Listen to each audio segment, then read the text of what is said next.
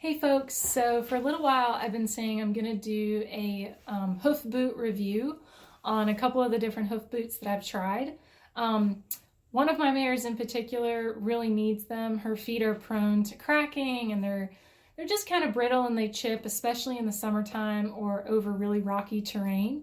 So I've tried a couple different brands of boots and I wanted to tell you what I like and what I don't like about a couple of them. So the first brand that I tried were the Renegades. Now, all of my boots are going to be dirty because I've used all of them. What I like about the Renegades is that they're pretty easy to put on. As you can tell, you just flip down the heel, you pop the hoof in, and then you flip it back up. And this goes across the front of their ankle and then across the hoof. Cool design. The problem is when this Velcro gets really wet and really muddy, it won't stick anymore. So if you can see here, I had a really hard time with these after I used them on some really long rides that were really muddy. So Renegade does send you replacement Velcro when you buy the boots. I just find that kind of annoying, you know, having to replace them. The other thing is that there's no drainage. So the front of the boot is solid. So when you do get in a lot of mud or sand or small gritty gravel, it tends to get stuck in the boot. So overall right now, I just carry this Renegade boot as my spare. And if I'm going on like an 8-hour ride in the mountains, I always bring a spare boot with me. The second pair of boots I tried were scoot boots. Now, unfortunately, I don't have one of those with me anymore. What I love about the scoot boots is the design. They are designed amazingly well. They're very, very easy to put on and replace pieces. The problem though was that I could not get the heel bulb to fit my horse correctly. Scoot boots are made of a pretty firm plastic and the heel structure was just too tight on my horse.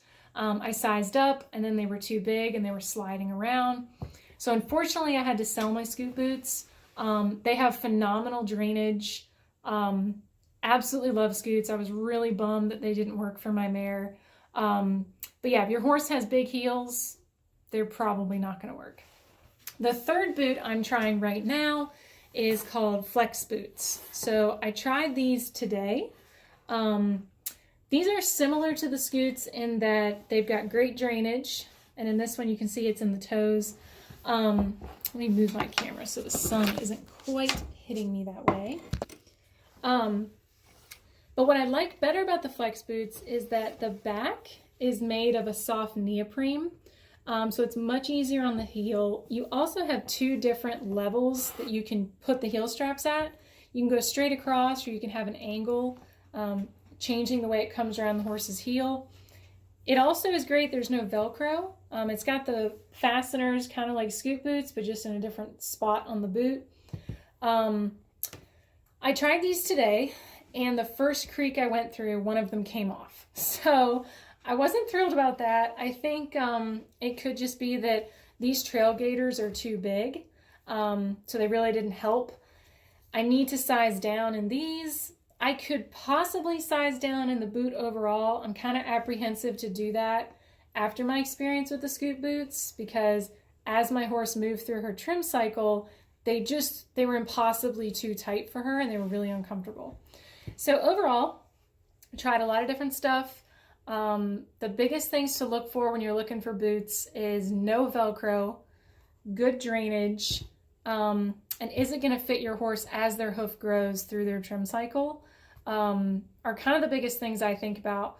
Because we trail ride a lot and we go through a lot of deep mud and wet areas in North Carolina, I have to have something that stays on for a long ride through a lot of sloppy terrain.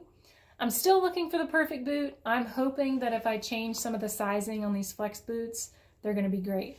But if you have any questions, I love talking about this stuff. I'm definitely not an expert, but you know, all of our horses are barefoot, so I'm just always kind of trying through trial and error to see what will work. But thanks for listening.